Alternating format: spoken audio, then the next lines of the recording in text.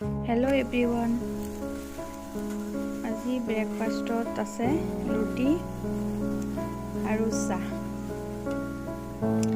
এইফালে মই গৰম পানী বহাই থৈছোঁ, যিহেতু মই খালী পেটত গৰম পানী খাওঁ। গৰম পানী খোৱাটো মোৰ এনেকুৱা অভ্যাস হৈ গ'ল যে নাখালে ভালেই নালাগে, কেনেকুৱা জানো লাগি থাকে। এতিয়া গৰম পানীখন খাই লওঁ, খাই পেলাই পিছত চাহ খাওঁ।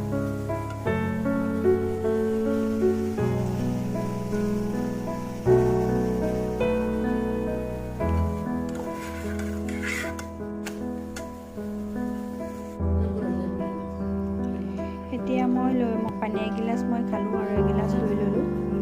এতিয়া মই খাম ৰুটি চাহৰ লগত, আৰু মই লৈ লৈছোঁ এতিয়া ৰাতিয়ে তিয়াই থৈছিলোঁ আলমণ্ড আৰু কিচমিচ।